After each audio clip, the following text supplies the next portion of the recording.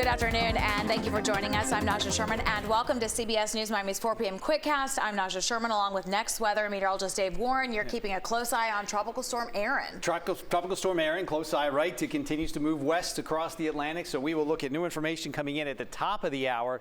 But for right now, it's just not looking like much here, and not expected to really be much. It's going over some cooler water over the next few days here as it continues to work its way to the west here. The latest information from the National Hurricane Center showing this. It is moving west now at 23 miles an hour. There it is right there. So it's over some relatively cooler water. It's not getting over really warm water for another 2 or 3 days, and that's when we really expect to see it intensify. The National Hurricane Center track shows this. Over the next 2 days here, tropical storm today, tomorrow. By Friday, we could be talking about our first hurricane of the season here. Now, it is continuing to move west. It might actually dip a little south here. Want to watch closely because the farther south it is, the longer and the farther it has to go to get north and kind of curve away from the coast here, which the forecasts continue to show. So that's what we're watching here over the next day or two. It does continue to move west, and it actually turns to the north, say by the weekend, but at that time it could be a major hurricane Saturday and Sunday. It will be going over very warm water, and that's what's prompting this to really intensify to a major hurricane. Right now, it is just over water, which is relatively cooler, a little cooler than what is in the forecast track here. Now, the forecasts continue to show that they're going through this cone area. The cone goes out 5 days, staying north of the Leeward Islands, staying north of Puerto Rico, and then that turn comes. We've been continuing to watch this. We'll be waiting for this. The forecasts still show this, but the concern is if it continues to go a bit farther west. But right now, we're feeling pretty good about this showing a turn to the north. What's keeping it moving west breaks down a bit, and there's a little way for this storm to move north here by the start of next week.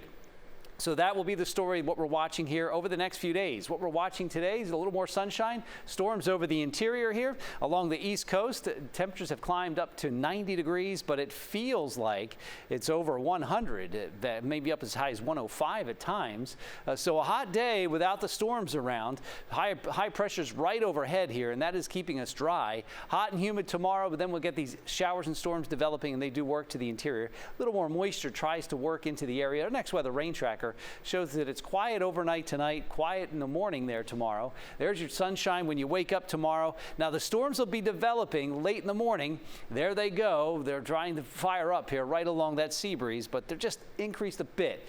So we could see a few showers and storms pushing into the area, giving us some relief from the heat here by the afternoon and evening. Tomorrow, we'll see temperatures climbing up to about 91 degrees. Again, we put these showers and storms in the afternoon. It's pretty quiet in the morning, and then quiets down there in the evening. Next weather 7-day forecast will have temperatures staying above 90 degrees. We lower the rain chances a bit, really heat things up on Friday.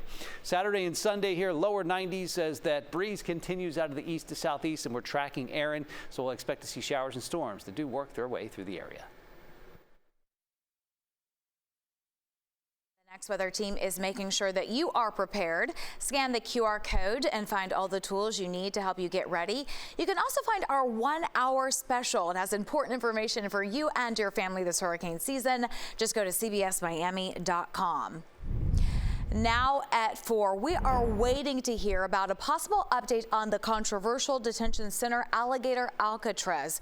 Environmental activists and the Miccosukee Tribe are arguing in front of a judge. They say Alligator Alcatraz should be shut down. Last week, the judge ordered a temporary stop to all construction at that facility.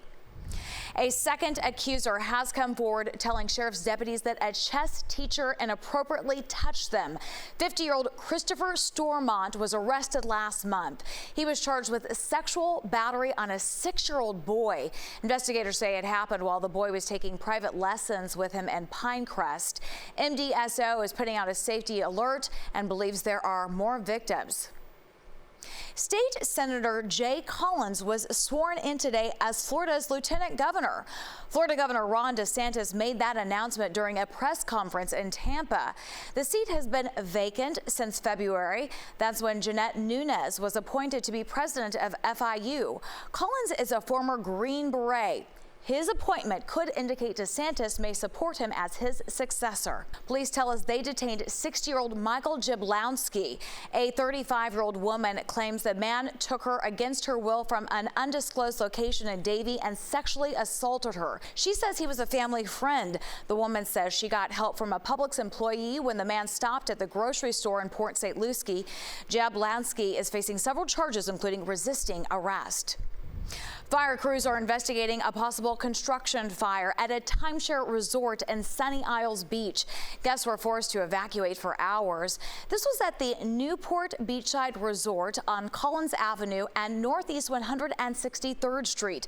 That fire broke out in a trash chute construction. Workers were using it on the side of the building. The hotel was evacuated because of smoke inside. No one was hurt. And now to our coverage of back to school. Students of the Archdiocese of Miami are back in class today. This is video from this morning at St. Malachy Catholic School in Tamarack. The superintendent was also scheduled to make a special appearance to greet students. There has been a big increase in students making the switch from public to parochial schools. CBS News Miami's Chelsea Jones will tell you why coming up on CBS News Miami at 5.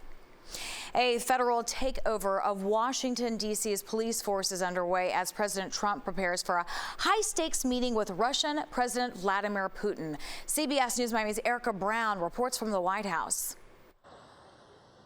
One day after President Trump announced a federal takeover of Washington's police department and activated 800 National Guard troops, the White House says there are already signs of success. Last night, approximately 850 officers and agents were surged across the city.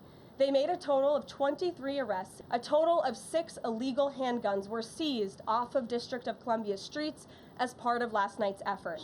This is only the beginning. On Tuesday morning, D.C. Mayor Muriel Bowser met with Attorney General Pam Bondi to discuss coordination and strategy as more troops are deployed. What I'm focused on is the federal surge and how to make the most of the additional officer support that we have. Among those who have spoken out against the National Guard mobilization in Washington, former House Speaker Nancy Pelosi and Senate Minority Leader Chuck Schumer, who call the move a political distraction. The Guard deployment comes as the president continues to prepare for Friday's face-to-face meeting in Alaska with Russian President Vladimir Putin. President Trump is pushing for an end to the war in Ukraine, but as of now, the talks will not include Ukrainian President Volodymyr Zelensky. So the president is agreeing to this meeting at the request of President Putin. And the goal of this meeting for the president is to walk away with a better understanding of how we can end this war. White House officials say the president is open to a trilateral meeting that will include President Zelensky in the future. He's expressed skepticism about Friday's talks, maintaining Putin has no intention of ending the war. Sharing a new Ukrainian intelligence report, Zelensky wrote that Russia is redeploying troops and forces in ways that suggest preparations for new offensive operations. Erica Brown, CBS News, the White House. Tennis anyone? More like tennis everyone. And this week's All New Miami Proud, we take you inside First Serve. It's a local nonprofit that's making tennis lessons affordable and accessible to youth of all financial backgrounds. One of those kids is being honored for his performance on and off the court. CBS News Miami's Elliot Rodriguez got to meet him and checked out his tennis game. Samuel Barrio spends a lot of time on the tennis court. Set it up. There. The 13-year-old trains at Bryant Park in Miami, where he's enrolled in First Serve, a nonprofit that provides free and low-cost tennis lessons to kids in 15 parks in Miami-Dade and Broward. Samuel is on the court 6 days a week. I think tennis really attracts me because of its discipline. Since I was young, I've had almost virtually zero discipline. Tennis taught me to be serious about stuff. That's it. Relax the hand. Samuel has impressed his coaches so much he's been selected to represent First Serve at the Tennis Hall of Fame induction ceremony in Rhode Island. As part of the Be Legendary program sponsored by the Hall of Fame, kids were taken to tournaments like the Miami Open and trained with tennis legends like Arantxa Sanchez Vicario. Out of all the kids, First Serve selected Samuel to represent them at the ceremony on August 21st. Samuel is an amazing kid. When I first got to Bryant Park, I noticed a kid that had a lot of talent. Emotions were all over the place, and I think the first night we actually sat down and had a conversation about what he wanted to do in life, what tennis meant to him. Before I got into first serve, I'll get so mad if I lost the tournament. I'll be basically depressed. I wouldn't want to play tennis anymore. So that's basically what I had. Not anymore. It's died down a lot. Let's teach this young man what tennis is all about. You know that I play tennis. Yeah. Can we hit a few balls? For sure. I promise take it easy on you. I'll take it easy on you. All right, it's on. Get it. So yes, I missed an easy shot, but things got worse.